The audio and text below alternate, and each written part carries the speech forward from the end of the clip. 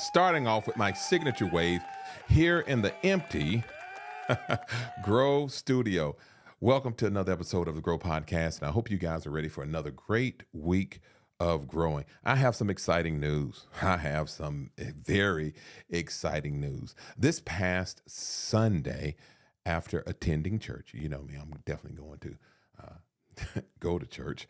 Not only go to church, I'm going to pastor the church. But after doing that, and I normally would take home and take my power nap, but instead I pressed through and I did something I've been talking about doing for an extremely long time. I made it out to my first NASCAR race. Yes, I did. I was in the building. D-Rock was there live and in person. So special thanks to my guy, Victor Lanier, who made that happen. It was great to go out and hang out with a bunch of some friends of mine. Victor Lanier, Victor's son, Joshua, Courtney Matthews, and also my Bitcoin guy, Tony Schuler. It was good hanging out with him. My man, Murray Duffy, was there with the I Am King program, but it was really good just being able to hang out with these guys at the race. And I'm going to tell you something. My guy from ZZ Top, for you all who know ZZ Top from back in the day, when he came out and said, drivers, start your engines. Oh, man, the rumble of those engines, man. I'm telling you, it got my blood pumping and it got me fired up. And once those doggone cars came around that track, hearing all that noise, I felt like I was just ready to run out on a football field. And of course, I was quickly reminded that those days are behind me. But it was really great being able to spend some quality time with these guys at the race. And once again, Vic Lanier made it happen. Did not know all this time he was a big NASCAR guy. And now I'm bitten by the bug. I've already called my guy down in Florida and told him I will be at the Daytona 500 next year. I've already marked the date. Yep, I'm going to be there. Right in the building. It's going to be on February 15th, 2026. And guess what? Your boy D-Rock is already going to be in Daytona, Florida at the Daytona 500. Okay?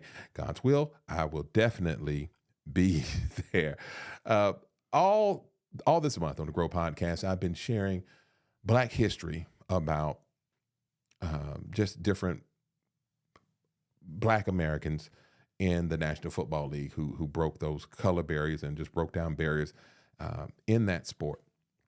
But after this past weekend, I would be remiss if I did not recognize the first Black NASCAR driver.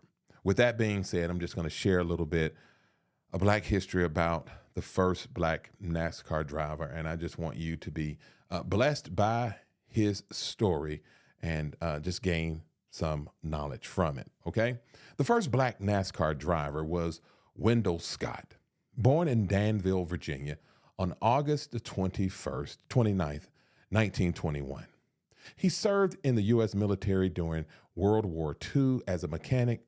After the war, he worked as a taxi driver and repaired cars, which led him into local stock car racing. He made history as the first African-American to compete full-time in NASCAR's premier series and remains the first and only Black driver to win a race in the Cup Series. On December the 1st, 1963, where he achieved his first win at Jacksonville Speedway Park in Jacksonville, Florida.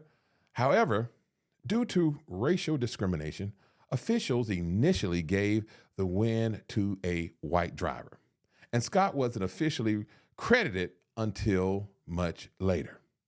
Scott faced significant racism, lack of sponsorship, and financial struggles, but persisted despite adversity. Man, Wendell Scott just simply thrived in unfavorable conditions.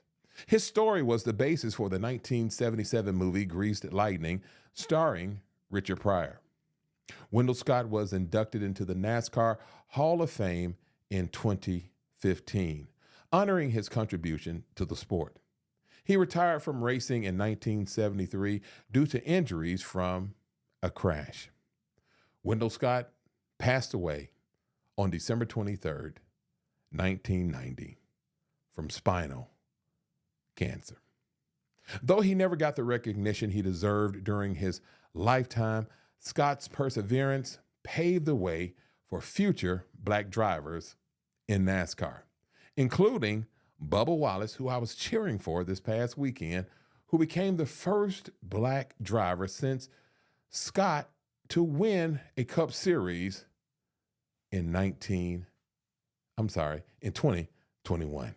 So, to my guy, Wendell Scott, I salute you.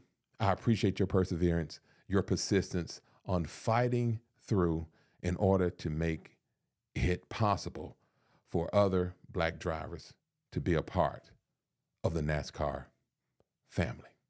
Listen, I'm telling you, that closes out the Black History series here on the Grow Podcast this month. And I just hope it has been a blessing to you guys. Listen, the history of America is not always pretty, and we have to accept that and yet continue to press forward. But let us make sure that we give honor where honor is due.